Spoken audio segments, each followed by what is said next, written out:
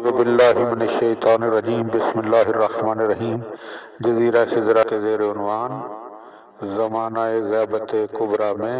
ذہن میں آنے والے سوالات اور ان کے جوابات۔ تو سوال ہے کہ حضرت امام زمانہ علیہ السلام اپنے وجود کے ظہور کے لیے سینکڑوں سال انتظار میں رہ کر ظہور کے بعد صرف 40 سال یا 70 سال سے بھی کم عرصہ دنیا میں رہیں گے، تو یہ عرصہ انتہائی کم نہیں ہے؟ تو اس کا جواب ہے کہ امام زمانہ علیہ السلام اپنے آرام اور حکمرانی کے لیے ظہور و قیام نہیں کریں گے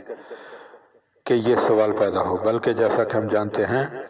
کہ جناب علیہ السلام ساری دنیا میں عدل و انصاف پھیلانے اور حکومت اسلامی قائم کرنے کے لیے قیام کریں گے۔ چنانچہ جب آپ کا کام ختم ہو جائے گا اور جب اپنا وظیفہ ادا کر لیں گے تو کوئی وجہ نہیں ہے کہ دنیا میں اور رہ جائیں، کیونکہ یہ بات تو طے ہے کہ یہ دنیا قید خانہ ہے اور یہاں رہنا قید خانے میں رہنے کے برابر ہے۔ اس بات کو یہ مثال اور واضح کر دیتی ہے کہ ایک شخص کسی قید خانے میں اس لیے جائے کہ قیدیوں کے درمیان آپس کے جھگڑے نمٹا دیں، اور کچھ مدت اس انتظار میں رہا ہے کہ ایسا ماحول پیدا ہو کہ اس کی بات سنی جائے تاکہ وہ اختلافات کو دور کرے،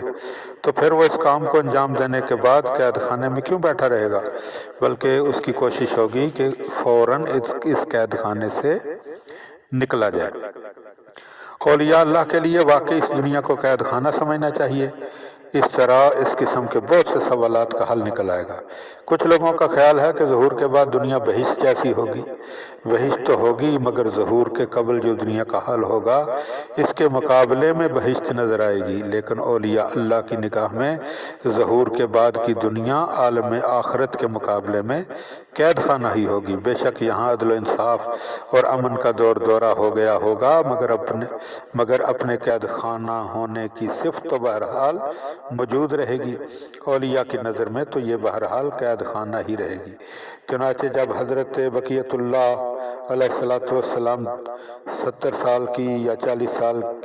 کی مدت ظہور کے بعد گزرنے سے پہلے سارے کام انجام دے چکے ہوں گے، یعنی ساری دنیا میں واحد عالمی حکومت قائم کر چکے ہوں گے، اور مزید کوئی کام ان کو انجام دینا نہ ہوگا، ان کے فرائض تمام ہو چکے ہوں گے، تو خداوند عالم کی طرف سے ان کو اجازت ہوگی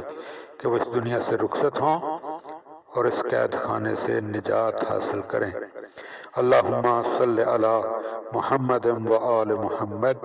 وعجل فرج آل محمد۔